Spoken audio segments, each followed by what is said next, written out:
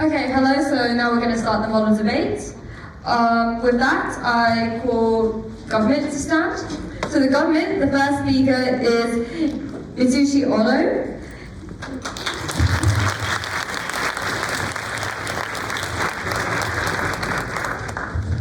The second speaker is Ayaka Tsubota.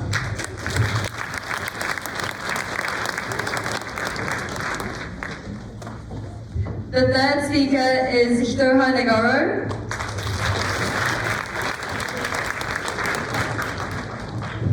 And reply will be Mitsushi Ono. Now from the opposition side, we have Lisa Smith.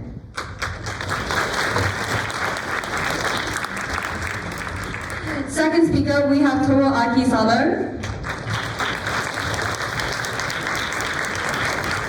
For the word speaker, we have Yo Oji.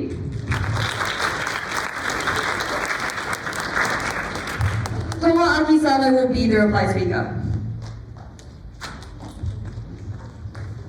With that, the motion for today's model debate is last year's quarterfinal motion, this House will ban tobacco. Government Prime Minister, you can now take a stand.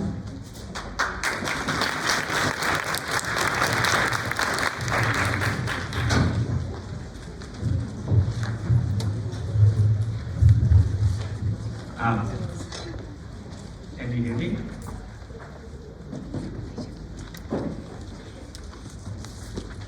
Okay, thank you very much, Chairperson. Good evening, members of this HPDU House. Banning tobacco is the most classical debate topic. Nonetheless, it is the most interesting debate topic. This debate is about trade-off between freedom of choice and state intervention. We believe tobacco is inherently addictive. It decapacitates individuals of making rational decisions. It is the most addictive product, just like parliamentary debating. Therefore, we are very happy to stand on the side proposition. I would like to introduce two argumentations from government bench. First of all, duty of the state to make a necessary intervention and protect individuals from possible harm to health. Second argument is about social costs. Massive social costs and social burden that tobacco is causing right now in the status quo, and harm to non-consenting third party and harm to society as in general. The second speaker will explain the second argument. Before moving on to these argumentations, let me clarify what we are debating, what's the definition, what model do we defend. First of all, we ban all tobacco, any tobacco-related product. In all countries, we are happy to take a hard stance, no exception whatsoever.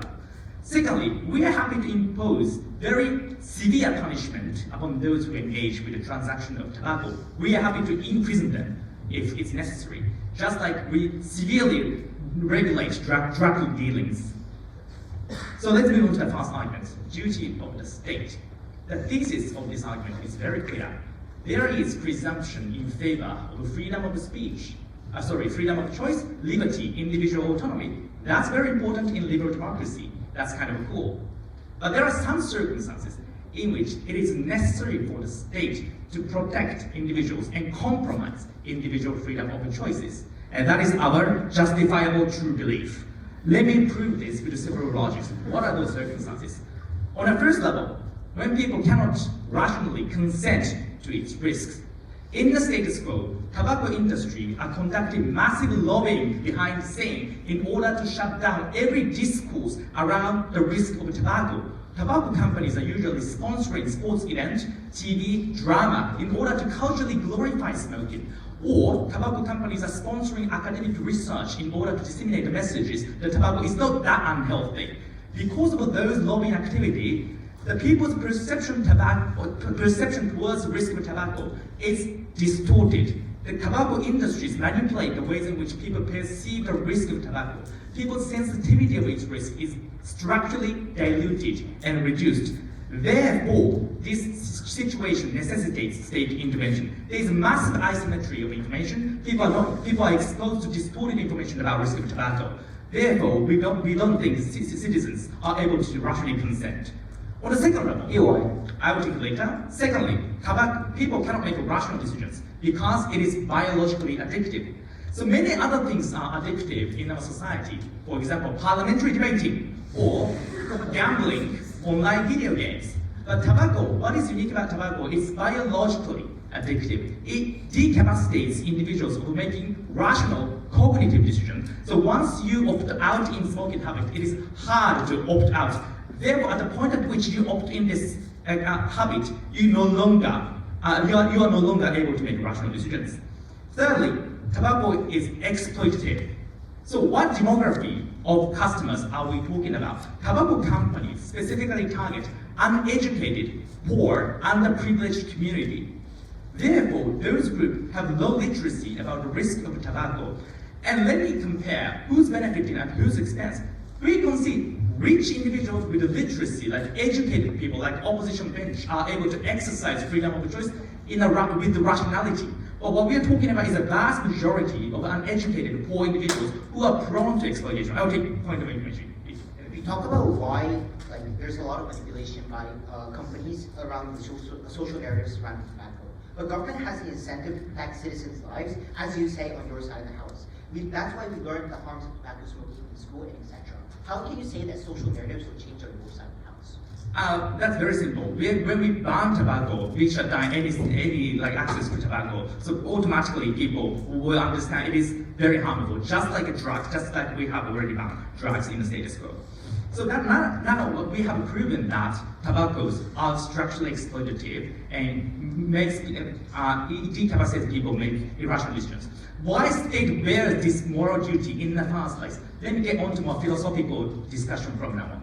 First of all, social contract. People compromise their freedom, and the state has a duty to provide proxy defenses and protection on behalf of citizens. On the second level, health is particularly important because health is a foundation and prerequisite of other freedom of choice that people are able to exercise in the future. So for all these reasons, we are happy to propose. Thank you.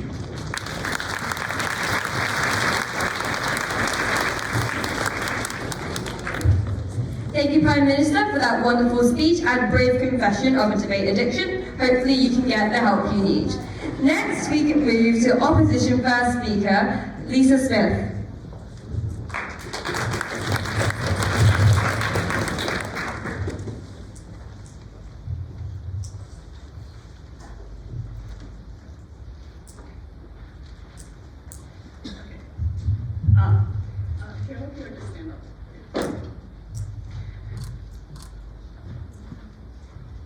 Even if we take their best case argument and say that people are addicted, if people are able to make a rational decision at the point that they opt into tobacco, we believe this is a clear consent that the government cannot interfere with. We believe banning tobacco makes access to tobacco more dangerous and obstructs the right to bodily autonomy, therefore we oppose. Firstly, setup. Firstly, on opposition side, we also have rules banning smoking while walking and designated spaces for smokers, as in the status quo. Secondly, we'll mandate tobacco companies to explain the harms of smoking explicitly in commercials and on boxes. And thirdly, we'll educate people about tobacco severely in school. We believe that their argument about not being educated, the lobbying and stuff is symmetrical since we have this in our model. Firstly, about the creation of black markets. Either way, we believe people are still going to want to smoke. We believe it's much safer on our side when it is regulated. Why black markets are likely on government? Firstly, the incentive of smokers. There's always going to be a strong demand for tobacco, right? This is because in the status quo, there is strong public scrutiny of tobacco. The people who are smoking now are those who really are, who enjoy tobacco a lot, even with this public scrutiny. It's likely that even if it's banned, they're still going to want to have tobacco. Secondly, in terms of people selling tobacco, right? We believe there's a clear demand for tobacco, therefore smugglers and distributors are certain they can make a profit. They can probably sell tobacco for a large markup, therefore there's a great incentive for them to sell. But secondly, because it is such a large industry in the status quo, we believe many people know how to produce tobacco, distribute it well, therefore it's likely that there's a black market on government side. This is also empirically true in countries like the US, which ban marijuana, leading to a black market and illicit drug trade on the border of Mexico. What are the harms of this? Firstly, it's more dangerous for the producers and consumers of tobacco, right? Buying and selling tobacco in the black market can lead to assaults, extortion, worst case theft. This is because there's likely no supervision by the police. If you get robbed, you can't tell the police because you are doing something bad in the first place. But secondly, the tobacco itself is unlikely to be regulated. There can be dangerous substances inside the tobacco that can kill you. Comparably, on our side, people do not have to go to shady places to get tobacco. They can get regulated tobacco at stores that save their body. It is much safer with the supervision of the police. Go. Black market for firearms and child porn exists. Would you legalize it just because it's easier to regulate? Okay, our second speaker will talk about that, sorry.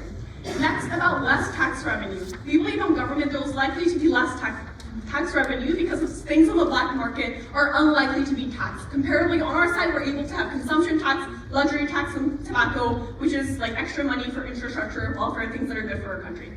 Second argument about bodily autonomy. Note the argument about education, people not understanding the harms of tobacco is symmetrical.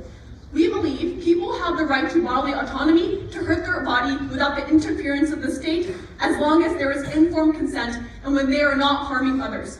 For example, you may be severely hurt by a sport. You might get injuries and worst case die. You might be really addicted to the sport at the point when you play it for a long time. We believe as a society this is okay because firstly, sport doesn't usually hurt others, but secondly, because we know that these people are consenting at the point that they start the sport, right? Like this, we believe tobacco is justified. Why people are likely to have information on the dangers of tobacco. Firstly, it is taught in education that tobacco is bad. The state has a great incentive to do this even without the model because states want to lower the health costs. But secondly, it is written on tobacco boxes and in commercials in the status quo. Thirdly, there's information on the internet. A quick Google search will get you this kind of information. Now, why smoking is unlikely to hurt others? Firstly, there are designated smoking areas that reduce secondhand smoke. There are also laws that ban smoking and walking, and we believe also there is societal pressure to not smoke in undesignated areas. Even if they argue that police can't look over everyone, we believe people pressure people not to smoke in undesignated areas because smoking hurts children and young people that are important to society. Note, government may argue people do not follow these laws anyways, and there is harms on our side. But if they do not follow laws on our side, it's likely they don't follow laws on their side, therefore the harm is symmetric. We don't think this is an argument they can make. Lastly, looking at the impacts that we have on our side. Firstly, people who currently enjoy smoking as a leisure activity are very happy, right? We don't think most people are heavy smokers that are killing their lungs all the time. We believe they do it for leisure activities to reduce stress. We believe this is something that is good for people. Secondly, we make accessing tobacco safer, and thirdly, we have more tax revenue on our side. Because bodily autonomy is important, because a safer world is important, very proud to oppose. The deputy to deliver their speech within 5 minutes. Here.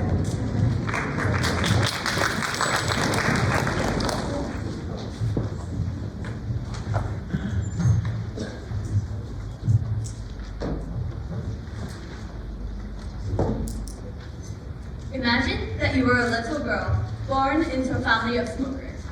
Everywhere around you, there's smoke. On the sofas, on the bed, everywhere. Smoke and into the fumes, right? And at 30, you're going to get lung disease, heart failure. These kinds of things happen because we don't ban smoking. We think that these kids, these old people, they have not consented to smoking in these fumes. We say that we need to protect them at any cost. Before going on to my point, I would like to respond to the LO case. Two things. First, they talked about how these people have a rational decision to opt in. We say that this is untrue for two reasons. First, because social impacts directly affect how people smoke, right? If their friends are doing it, if all your friends are doing it, you're going to be encouraged to try it, right? We say that these are not opt-ins, rather you're kind of forced by peer pressure into doing these things. But secondly, we say that nicotine is a very addictive substance. A few times you smoke, now you're going to be addicted. These people are not smoking because they want to, but because they need the nicotine in their bodies. It is very harmful to them. We say that for these two reasons, opt-in is not possible. But secondly, about the black market, I'd like to respond to this with a few things. First, we already told you about the strong regulations in our model, right? We think this is enough to imprison these people who are going to do these black markets. But secondly, and most importantly, even if a black market, was going to exist, it is unlikely for an average citizen, an uncle who smokes a bulb today, for example, right? They wouldn't go to a black market. It's very inaccessible to them, right? We say that for most people, these environments are not accessible. We say that this is why we're able to save much more people on our side, because they're rather going to be incentivized to get help. They're going to get nicotine patches, pipes that don't have these substances, right? We say that they can get help on our side neatly by banning it. Now, going on to my point, which is the societal impact. The point is medical and societal strain caused by smokers. First, let me make myself clear. Tobacco includes over 4,000 chemicals, 50 of which cause various cancers, and others which cause heart failure. Why then is this so bad for society? 2 reasons.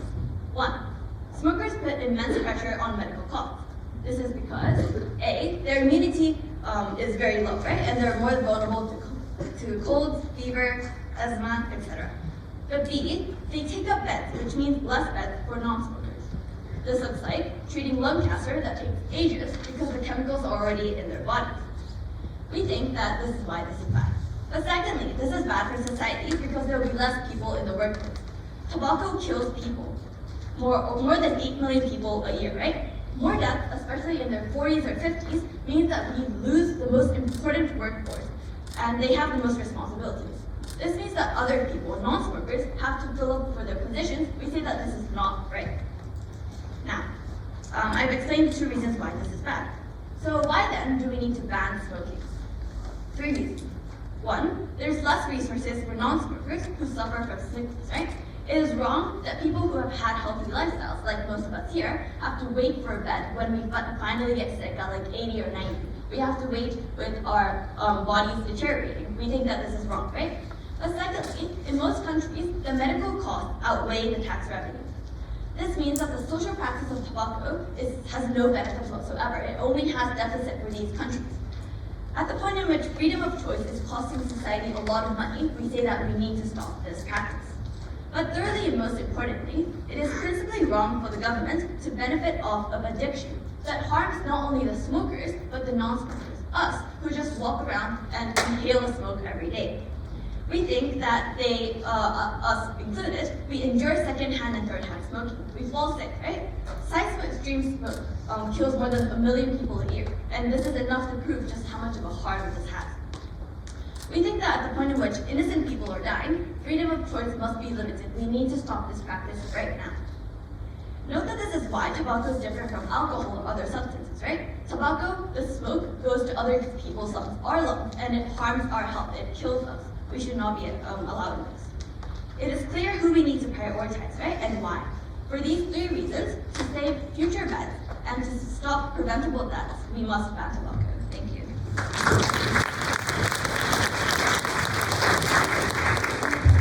Thank you, Deputy Prime Minister. Next, I call upon the Deputy Leader of Opposition to deliver their speech within 5 minutes. Here.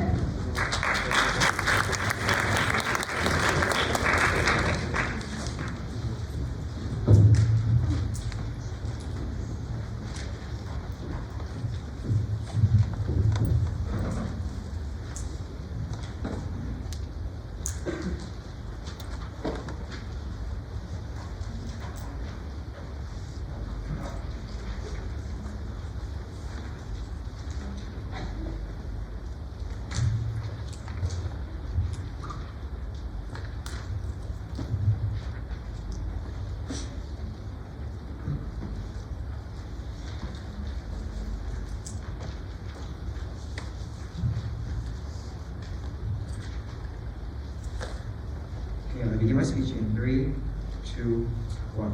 I'm going to talk about 3 things in my speech. Firstly, the total amount of practical harms on an individual. Secondly, our is-it freedom to smoke. And thirdly, why we should prioritize freedom of individual over the government intervention. So firstly, talking about total harm. We see that total harm exacerbated on their side of the house, but firstly, mitigate their pressure.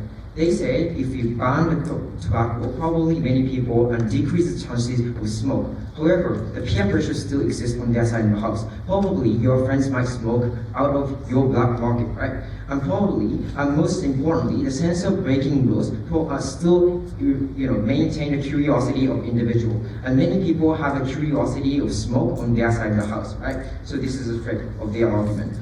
let's make a reclaim about the black market. We say that black market exacerbates harm, not only the quality, but also we say that the frequency, right? Because of the incentive for dealers, probably on their side of the house, at their best case scenario, the number of smokers will decrease. So the dealer's incentive is to increase and to make the tobacco as addictive as possible, to make people continue to smoking, right? For those incentives, probably many dealers have an incentive to expand the market, probably and put ads on SNS where government have no intervention on, or call you up when you have probably when you are free, right? And this incentive is enough to say that this, practical harm is symmetric on either side of the house. Then, no thank you. Okay, let's talk about is a very freedom of choice, of your choice to smoke. The proposition say the media portrayal glorify and probably you, and this increases your possibility to smoke. And this is an external pressure, and this is not self-responsibility. Well, we say this is not true, right? I think that this media portrayal and peer pressure, and this same phenomenon goes for your other purchasing behavior that usually makes you in your ordinary life, right? Many people watch film because your friends tells you that this is amazing. I think this applies to vast majority of people.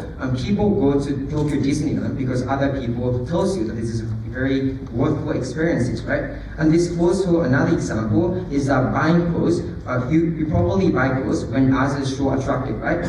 Still, many people think that this is a rational decision. This is a decision that you yourself made, right? I think this peer pressure or media portrayal is not enough for side proposition to say that this is external factors and not self-decisions. Moreover, Mitsu-san told you that these illiterate people are the most effective target of this debate. However, when the places where many people are illiterate, probably the likely scenario is that corruption is rampant in society. This means that black market emergency is likely to happen on these places. So I think that in those areas, probably black market still exists on their side of the house. Let's then talk about what is it freedom. I think this reason why this picking the habit to smoke is your decision is twofold. Firstly, I think that this is one reason, sorry. At the initial stage, you have rationality and agency to opt out. No, thank you, sorry.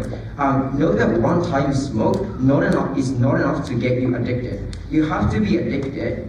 You have to 4 or 5 times. You have to have an experience with smoke 4 or 5 times in order to be addicted, right? So the point is, you can cut friendship or your smoking friends, or say that don't smoke in front of me if you hate smoking, right? However, people who do smoke neglect these decisions, and this is your own choice, right? So the point is, at the initial stage, probably you have rationality and agency to opt out. This is very critical. Moreover, by their side of the house, is neglecting the freedom of choice is bad, and smoking is very, imperative for your life, right? For the vast majority of moderate smokers. Moderate smokers shapes your habit of smoking in order to relieve your stress, right? It's just like running outside in the morning to refresh yourself, right? It's similar, right? Because many people have the accumulation of these experiences and make it a habit of smoking is the best way to relieve your stress. For those reasons, stripping away those choices in and of itself is bad, right? Lastly, talking about why the paternalistic protection is worse than guaranteeing the freedom of choice. 2 reasons. Firstly, we say that the people have different interests and definition of happiness. And this goes to the analysis of a porn industry. Many people have willingness to opt into that industry. However, some people don't, right? However, the point is, government can guarantee whether they are, willing to do so or not. I think this speculative makes us. This is enough to make us argue this intervention is not necessarily, imperative. For those reasons, oppose.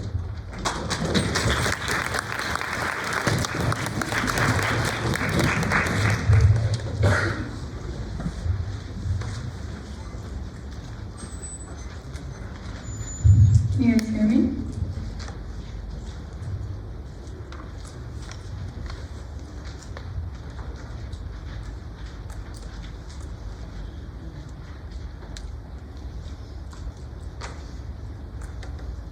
don't let their case of proving current regulations to be enough to fool you. If we do have enough regulations, if people are truly rational actors, then I won't be walking through the streets of Japan with people blowing smoke on my face, and thousands of people will not currently be suffering through lung cancer resulting from tobacco usage. Know that this debate is also not limited to only Japan, as side opposition makes it to be, because I think the moment that they bring up restrictions and the moment that they restrict the entire debate and their case to Japan, I think they loses this, because we think that at the end of the day, we're able to prove more harm that exists on other countries with not enough regulation existed, with also people not abiding by this kind of regulation that exists. Let me first start by establishing the uniqueness of tobacco that plays a very important characterization of this debate. 4 things. First, the biological addiction factor that overpowers the cognitive ability for people to choose. And this is different from what side opposition makes it to be. They say that if you see like a really pretty clothes and you want to buy it, that is a rational choice. Well, we stress from Prime Minister, that it has always been the biological factor when it comes to tobacco overpowering you, because in itself, chemical substances make it very hard for people to make that kind of rational decision and cognitive decision. But even more, we think side opposition's very mechanism also prove this. The moment that they tell you that companies have the incentive to make tobacco extremely addicting. So we think that at the end of the day, people are not able to make the rational decision and the kind of cognitive decision as side opposition claims to you.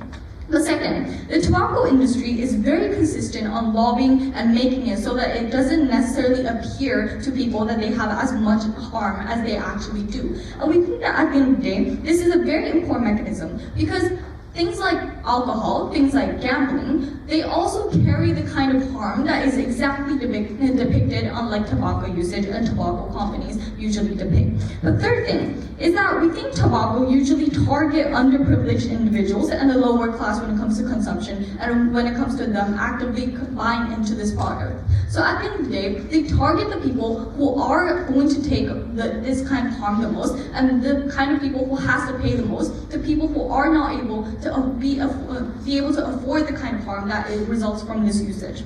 But finally, we think that tobacco in of itself is very different from all of the other substances that may be side opposition or the kind of situation that they want to talk about. Because the moment in which you smoke even a single tobacco, there is going to be inevitable harm that is caused onto your body because of the chemicals that brings with its tobacco. So at the end of the day, these mechanisms and these uniqueness of tobacco collectively make up this issue that is not only about sports, not only about buying like pretty clothes, but also uniquely to tobacco, and we think that this is enough to prove to you why we should ban it instead of banning other things. But 2 things and 2 questions I would like to answer. First, is there a clear consent in regards to tobacco? 3 responses.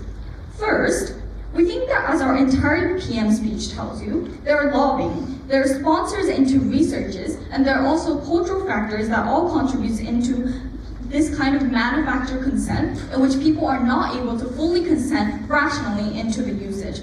But secondly, we think that there are also unforeseeable outcomes that when it comes to tobacco, because people might think that maybe there is a possibility of me getting lung cancer 10 years from now. Well, we don't think that this kind of harm and this kind of risk manifest when people are actively choosing it 10 years ago. So we think that at the end of the day, the kind of consent that they tell you is not truly consent, the moment in which people are always thinking that they might get lucky and they're not going to actually have to take this kind of harm that results from tobacco. But the third thing, right? Individuals have the tendency to prioritize pleasure. And this is why we think it is so important for the government to intrude, because individuals and citizens, they might prioritize a short-term pleasure that comes from tobacco over anything else, over things like harm that results like 10 years from now. And we think that at the end of the day, these 3 things prove why exactly you are not able to get the consent on side opposition. But secondly, how do we deal with black market? 4 things. A, we think the black market argument entirely contradicts with their autonomy argument. Because if you say the black market is bad, well, you also in the same breath say that, oh, we want autonomy for all people, then why don't you just like legalize all black market? Why don't you have black market if this is only going to be a choice that people opt in? But B, we prefer to have strict black market regulation, as Prime Minister tells you in the framing. C, accessibility is very difficult because black market might exist, right? But we think that at the end of the day, tobacco smokers are not going to be people who are able to have this access to black market, and we think that at the end of the day, those people are going to be blocked away, and we save more people on our side because of that proudly proposed.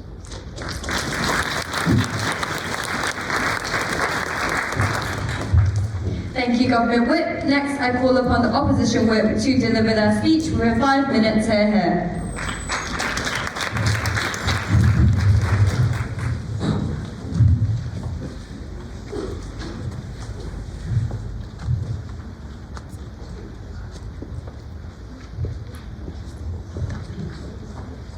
Can everyone hear me?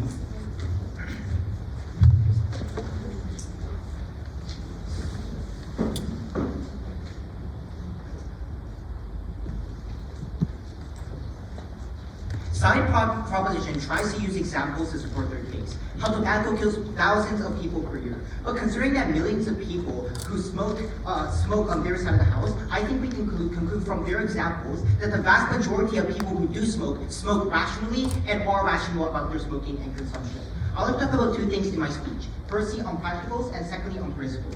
So firstly, on practicals, I think the proposition push went as follows. They talk about why there's immense cost on tobacco, like health harms related to tobacco, and how you're going to increase resources on their side of the house, increase hospitals for non-smokers. I want to note that people on a day-to-day basis go to the hospital for bad decisions that they committed. That's why we get hurt in the first place. It's unclear as to why tobacco is a unique tipping point for this to actually take place. The second thing that they didn't talk about is health harms, but I'm going to prove why health harms are going to be probably symmetric on their side of the house. What did we say on this clash? We talked about the black market.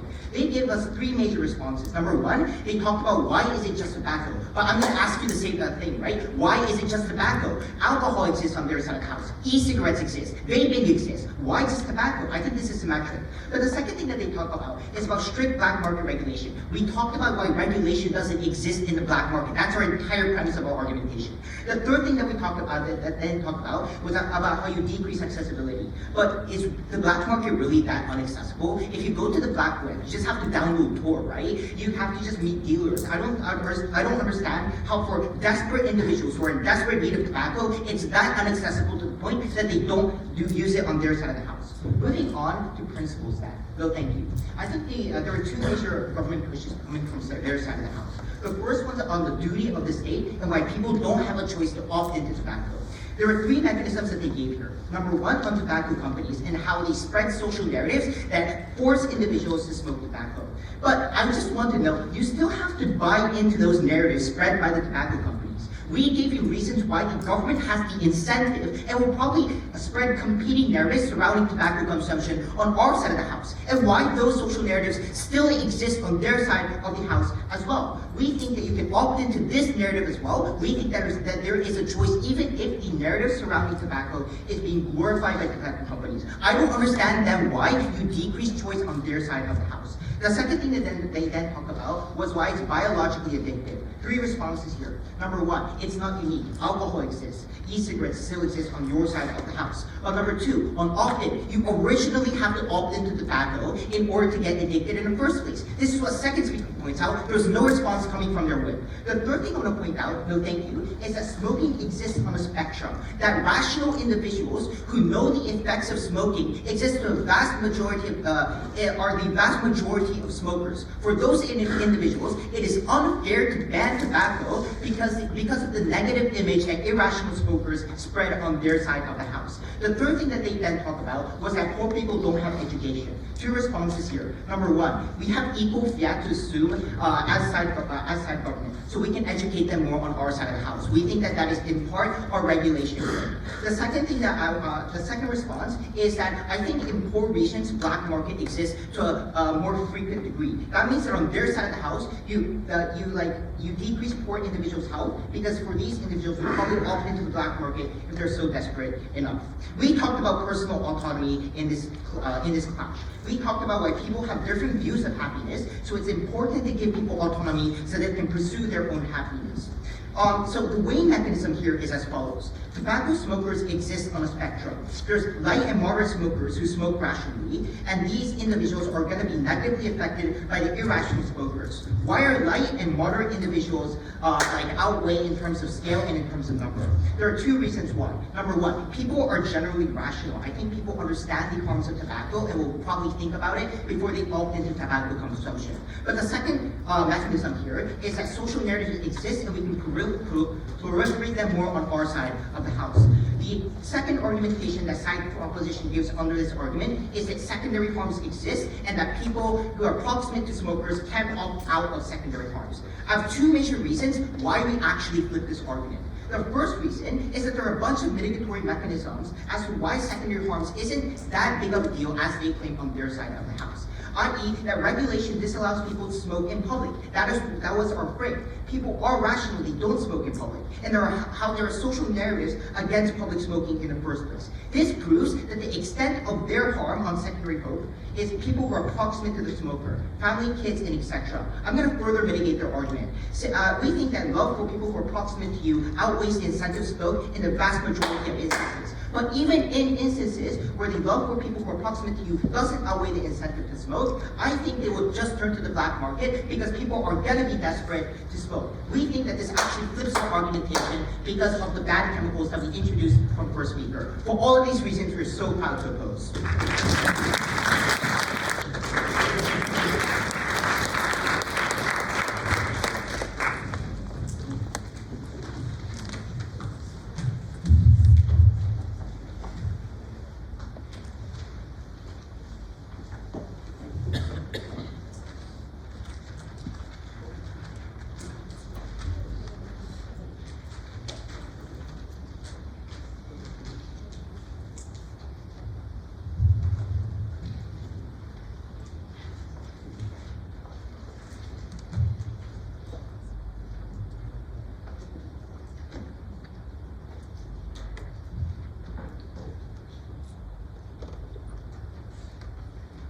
Speech in 3, 2, 1. The first speech, I'm going to deal with four things. Firstly, about third-party harm, and secondly, on their case, about practical harms, and our case, about freedom of choice, and lastly, compare to. Okay, so firstly, deal with the third-party harm. We say that these third-party harm could be mitigatory because first speaker say that there is the existence of e-cigarette and designated area, and the response from our proposition is that it's not about the context is not about Japan, it's global scale. However, in terms of global scale, and 80% is a no-smoker, right? Given the fact that this 80% is no-smoker, there is a high incentive for government to push this counter narrative to mitigate these harms, right? And this means that this second effect about pressure to smoke or second-hand smoke is out of the debate. Okay, talk about their harms, their argument about practical harms. They said that practical harms will be reduced on their side of the house. However, we tell you, and we back to this, that this peer pressure still exists on their side of the house, right? And we also say that we also fit the argument by saying the black market exacerbate all those harms, right? For extreme smokers, I think given the fact that this quality of tobacco is going to be worse, it's not that this health condition of extreme smokers is worse. Moreover, we say, and the speaker told you, that this black market is very accessible even for the moderate smokers, right? And given these facts, I think the moderate smokers' health condition is likely to be worse off, right? And this means two things. Firstly, I think that given the fact that this total amount of practical harm is symmetric, means that this their principle will be hurt, right? Their principle, and the premise of their principle is that they can help out those people, help out the vulnerable people. At the point at which they fail to do so properly, their principle fails. Moreover, we tell you that this health condition of many individuals who get into the habit of smoke are likely to be exacerbated on their side of the house. So even if we accept their claim and we accept their principle, we say that their side is worse off. Okay, talk about our freedom. Is it really a freedom of choice of individuals to smoke? The response from proposition side is that it is not, it's completely different from any as fascinating, any as films or like any entertainment facilities. However, we say that Ouchi told you that even if it is qualified, proposition side, the point is on their side of the house, there is no counter narrative from government, right?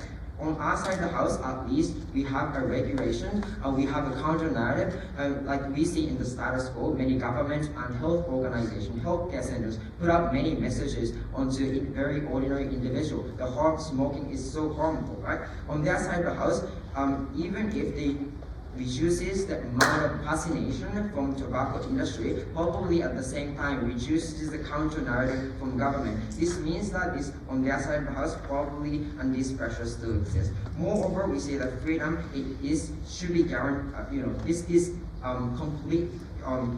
completely yourself responsible decision, because we told you that this, at the initial stage of picking up the habit of smoke, probably have rationality and agency to opt out, and there is no response from opposition at all. And moreover, we say, and OG told you, many moderate smokers still benefit from this habit because they have already established the habit and benefit from it. And this fact is enough to buy the fact that this freedom is necessary. Moreover, we told you that these people have different spectrum and this different spectrum of interest and different definition of happiness. And there's no response from opposition. I think that the fact that it's very hard to decide whether they are willing or not to opt in is enough to prohibit government to ultimately ban tobacco. For those reasons, of course.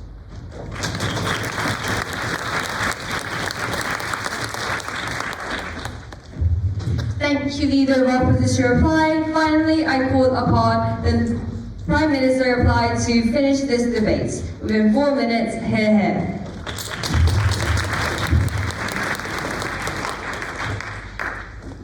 Thank you, Chairperson. I have realized that I am so addicted to debating. This is really nice round. I'm so enjoying this. And the reason why we government have won this debate is very simple. Firstly, contradiction and inconsistency of their case. On the one hand, they are trying to impose so many restrictions, regulations, conditions upon which people purchase tobacco. They're trying to enhance educational mechanism. They're trying to regulate black market. They're trying to regulate the ways in which tobacco is sold to individuals. On the other hand, they say people deserve bodily autonomy. People should be allowed to exercise bodily autonomy without any intervention.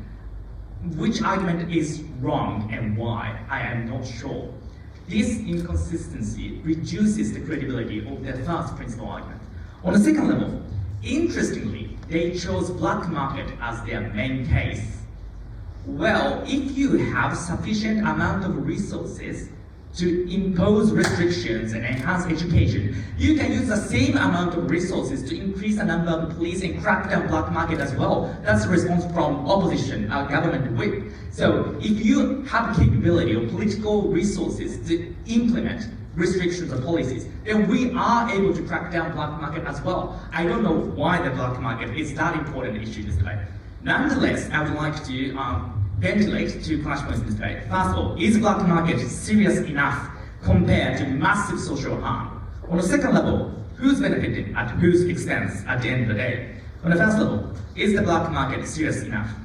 We concede black market might exist to some extent. However, we think massive social harm with regards to medical expenditure, medical costs, and second-hand smoke is far more important. There are two metrics with which we would like to compare these two different arguments. On the first level, the larger number of stakeholders are involved in the harm caused by tobacco. So black market regulated smoking only benefits smokers. Their benefit is only applying to smokers basically. But harm that we have brought to the table applies to the mass, general public, the medical expenditure and the second-hand smoke. I mean, non-smokers are currently supporting the national healthcare system to medically take care of smokers. So our harm applies to a wide range of stakeholders at the end of the day. Therefore, impact is bigger. On the second level, time frame. Black market will exist, they will emerge, but that's transitionary aspect of our policy. That's no long-lasting harm. we are able to gradually crack down black market by increasing the number of police and sparing much more political resources. So that's short-sighted harm at the end of the day. However, what we are talking about is everlasting emergent harm. It's huge financial burden upon medical expenditures, and second-hand smokers and vulnerable individuals in our society are structurally victimized. And this is a long-lasting, everlasting harm which has yet to be solved in the status quo. Therefore, our harm is much bigger. We haven't had any counter standard of comparison from the other side of the house. On the second level, who's benefiting at whose expense? We concede some people rationally exercise bodily autonomy and rationally enjoy smoking, as Ochi explained. We concede, but why our principle is more important? Two metrics. On the first level, limited number of privileged, educated individuals are able to exercise choice rationally, versus vast majority of uneducated, underprivileged groups that tobacco industry structurally, specifically target. And these are the kind of people that state government in liberal democracy has to protect. Therefore, harm applies to wider range of individuals rather than benefit, which applies to limited number of rich people. On the second level, what is the most fundamental value? We understand people have different perceptions about value and happiness, but health is a prerequisite and foundation for other freedom of choice. That's what I explained in my Prime Minister's speech. Therefore, without being health, without being alive, you can't exercise freedom of choice in other occasions in the future. Therefore, health is the most paramount priority for liberal democracy. Therefore, we win. Thank you.